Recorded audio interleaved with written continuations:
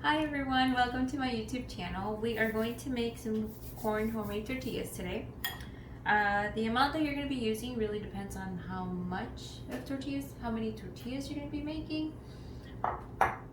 So we started out with about a cup and a half of the maseca, which you can buy at any grocery store. The best one to use would probably be the one with the corn tortilla with corn only. Once you have that, you're going to sprinkle a little bit of salt, give it some flavor. You don't want your tortillas to feel too bland when you're making your tacos, because typically what your tongue touches first is the tortilla, so you want it to have some flavor. So in order to how do you say that? In order to Make the dough? Make the dough for your corn tortillas, you are going to add warm water. Warm water actually works a lot better than cold water. Trying to hold it tight so I'm it not don't shake able to make, I'm not taking any measurements right now. But if you click down below, Click like, subscribe, and leave me a comment. Subscribe, leave your comment. Hit the notification bell. And one main thing that I will share with you guys, when making corn tortillas, you can make a lot of mistakes, and some of the mistakes that I came upon, I will share those with you so doesn't happen to you as well.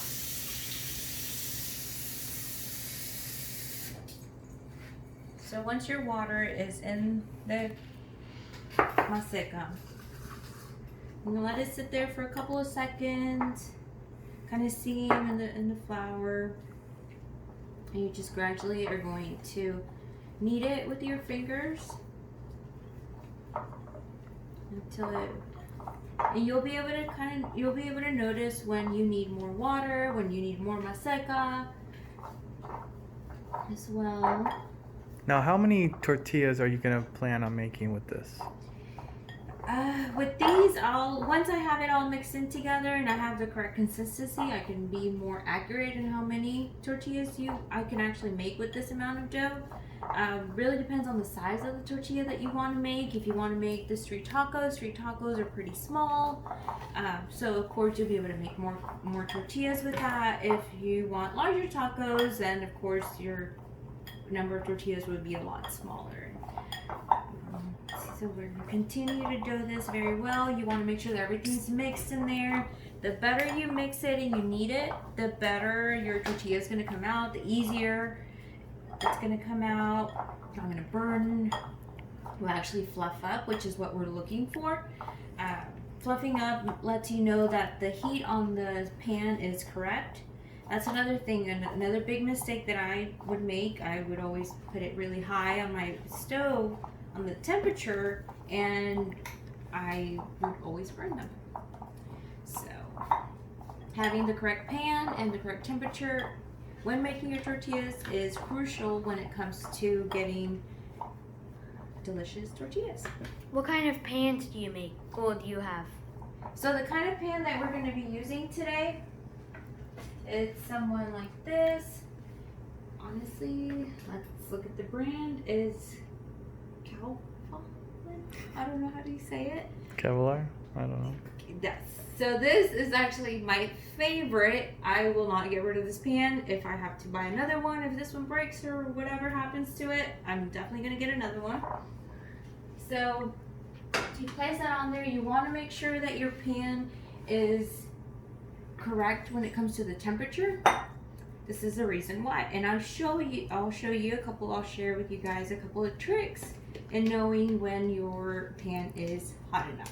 Okay, so you kind of see this consistency. This is what you want to see. So I know a lot of you girls out there are moms, and so this feels like Play-Doh. So if you know what Play-Doh feels like, this is exactly what your maseca needs to feel like once you've added the water. You continue to knead it. You don't need a lot. These are a lot easier to make than flour. So a lot of kneading is not required, but you do want to have that texture of Play-Doh. How does it look? This is the way it looks. If you see, it comes off. It doesn't drip. There's no dripping in there. If I go like this, which is one of the steps that we're going to do, it comes from one side of my hand to the other side without it sticking. And that's what you want. Okay, if you press on it, it still does not stick. Remember, there's no butter in these, so this is perfect. So we're gonna come around here. This here is a tortilla maker. This was passed on by my mom, from my grandmother to my mom when she got married. So it's been in the family for about 30 something years, not gonna be exact, but it's actually made in Mexico. It's authentic. You can find these at meat markets. Usually they sell those. You can also buy them on Amazon. There's a link down below where you can find some. There's metal ones. Those work just as well.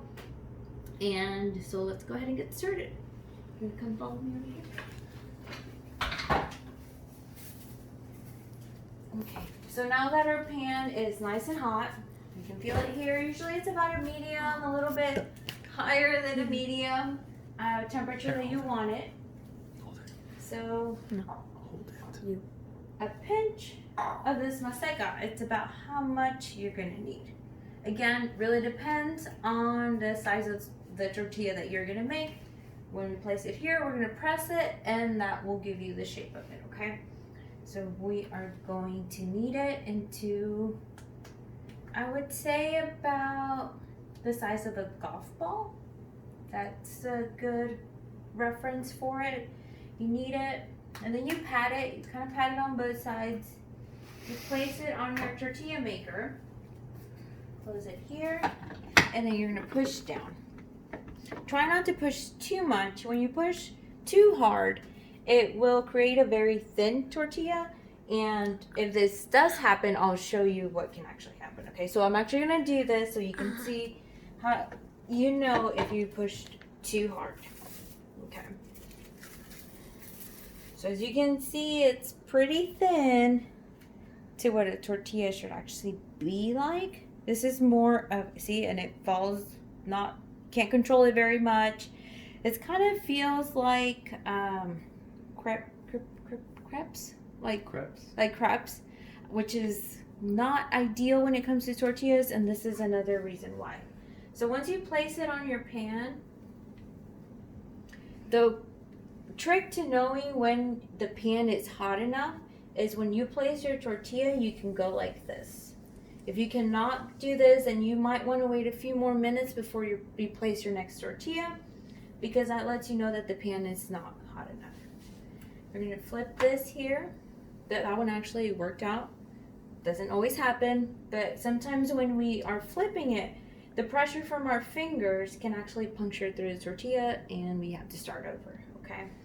So you give that a couple seconds. You flip it again. The key here is, so if you can zoom in here, you can see how it starts to fluff up. That's what you want in a tortilla. That lets you know that it's cooking thoroughly. If it doesn't happen, don't worry, it's still gonna be good. But the key also is to continue flipping it so it doesn't burn, it cooks evenly throughout. Once that one's done, remember, take your rings off, because then you get masa all over like this. All right, we can remove this one here. So this is what it will look like, nice and fluffy. Again, the size of the tortilla depends on how much of the dough you actually put in your tortilla maker, your presser. If you want something smaller, you make a smaller size amount of dough.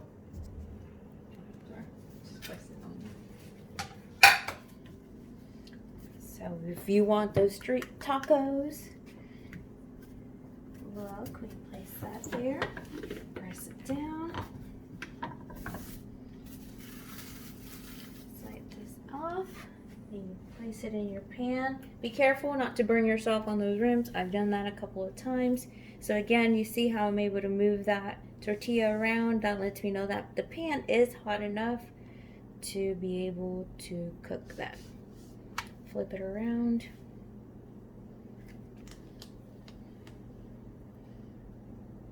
See, and it's just kind of floating. That's exactly what you want. You don't want that to cook all the way you don't want the tortilla to cook just through one side. You want it to cook evenly through both sides. Close it up, and you can see again it's starting to fluff up. It's exactly what you want. That's exactly what you're looking for. That lets you know that there's separation between the top and the bottom of the tortilla. So cool.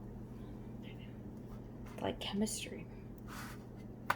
Flip it around, and I'll show you the difference in size whenever it comes to your tortillas. So the smaller, the question before was how many tortillas can you make with that amount of dough? Really depends on how big you want your tortillas to be and what you're looking for in a dish.